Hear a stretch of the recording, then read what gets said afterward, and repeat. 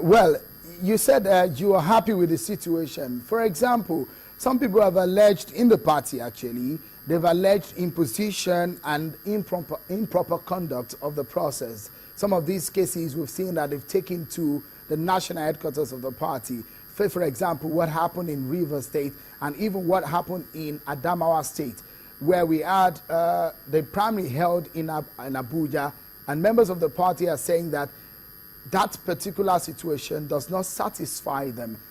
When you say that the party is okay with this situation, don't you think that the case in Lagos, for example, where an aspirant has gone to court to stop the candidate that emerged, don't you think this will score to the chances of the party at the poll? So I said we're happy that a lot of people are interested in flying up and flag. But I did state that we are emphatic that the rules of the game must be observed. Well, there is no perfect process. There is no perfect party. But we're happy with the conduct of our primaries. And we insist that as long as there's fairness and as long as there's equity and justice has been applied, that the members should understand that if there are other things, if there are things that have not been done well, the national headquarters of the party is there to listen and take the final decision on it.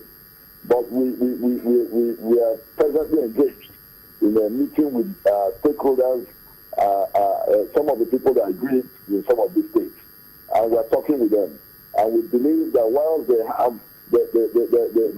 excited at being a candidate and they have the zeal to be a candidate, the decision lies on the party members in their zones. You must be accepted by your people in the zone. So it's not by demonstrating or by coming to Abuja or going to court or dramatizing it. It's not a Nollywood affair. This is a party affair, and it's an internal affairs of the party. And we've directed our state parties and the people that want to conduct primaries to ensure that the guidelines are observed. That is the most important thing. As long as the constitution is not breached, we're okay with it. All right. Take, for example, when we want to know what exactly it takes for an aggrieved member of the party or an aspirant to seek redress before taking it further.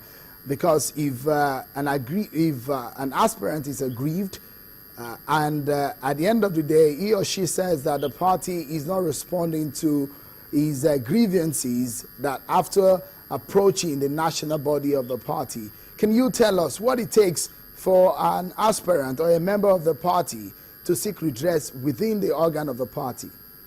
Well, within the organ of the party, if you run for election, we have an electoral panel. The electoral panel, 5 members, they go to conduct whether it's National Assembly, State Assembly, or governorship primaries. At the end of that exercise, if they are not comfortable or they are not happy with the outcome of it, you now appeal to the appeal panel. We have 3 members of the party that we send to go and take care of the appeal.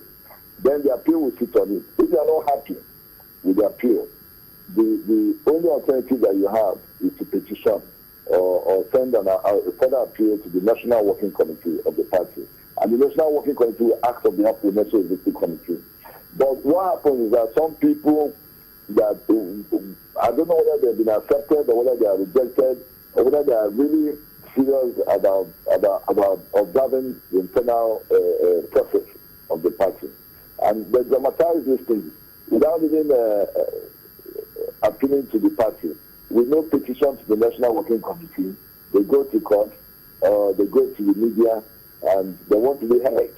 Maybe they were not even serious about running for election. All they wanted was to be heard, for some people to know them and for them to have records that their names came out in the newspapers and on TV. Maybe that's what they're about. Because if you're a serious aspirant, you should observe the rules of the game. You go to the panel, to the primaries, you petition to the appeal panel, and then you wait until the National Working Committee has started the appeal. And that is what responsible party members do. Okay. There are issues of some governors in your party.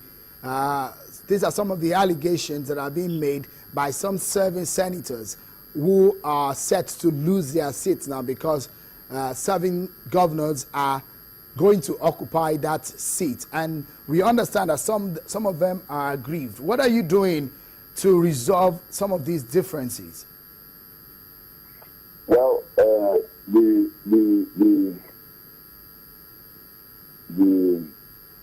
being in the National Assembly, being a legislator, is not a lifelong occupation. It's not something that is exclusive to certain members. We have people who are not in the National Assembly, who have never even occupied any position, or who are in other elected or appointed positions, are interested in this. Some of them, in some states, are governors of the state. Some of them have gotten their tickets. Some dropped their ambition midway. I'm aware that in Enugu, the governor of Enugu dropped his ambition because of peace. He wanted peace in the state. Same with the governor of Delta State. So there is no hard and fast rule about governors occupying positions of these national senators.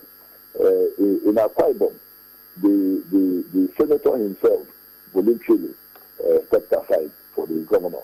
In Abia State, when we had a national convention, I saw Senator Kichimogro sitting side by side with Governor Chidoji, who won the primary, and they were very happy, and they were sitting together. So I don't think, I think these things are being separated and are being magnified. We don't have states where we have such issues, no. They have been resolved. And kudos to the national leadership of the party. All credit will go to our national chairman and the members of the National Caucus, members of the National Working Committee. The Senate President worked so hard, and the leader of the party in the country, the President of the Federal Republic of Nigeria, got involved in some of these things. So we have our own mechanism to resolve and doubt the tension. It worked out very well, very, very well, I can tell you.